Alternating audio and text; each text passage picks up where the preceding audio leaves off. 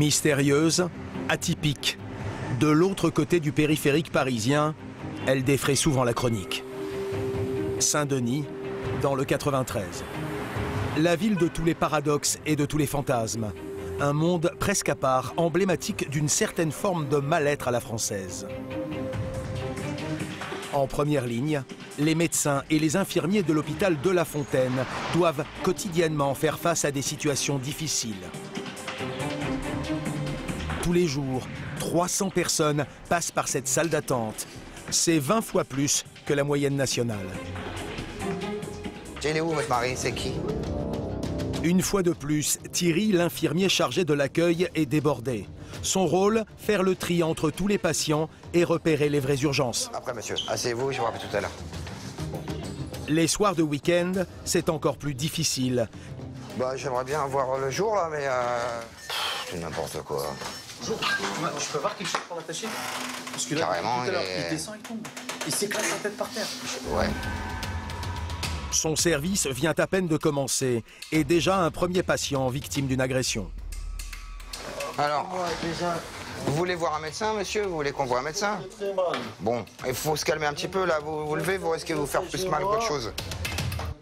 L'individu est alcoolisé et agité. Il a été retrouvé inconscient dans la rue. Son état paraît inquiétant, alors Thierry préfère qu'il soit rapidement examiné par un médecin.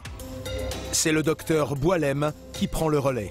Docteur, Dosson. Voilà. Non, c'est pour voir si la plaie, elle est... Non. Comment?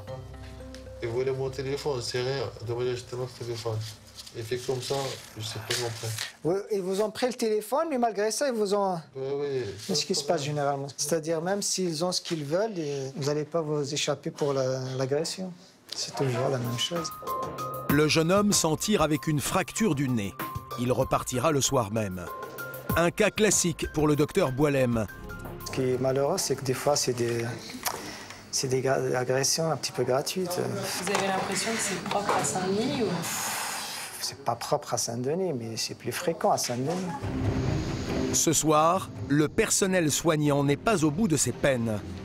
Selon l'hôpital, les urgences accueillent chaque week-end entre 7 et 10 victimes d'agression par jour. Qu'est-ce qu'il fait, lui, là? Mais c'est pas possible. Mettez-vous sur les jambes. Mettez-vous d'abord sur les jambes. Ce soir, une fois encore, les infirmiers et les médecins vont être très occupés. Il est un peu plus de 23 heures, la salle d'attente ne désemplit pas. La nuit s'annonce chargée.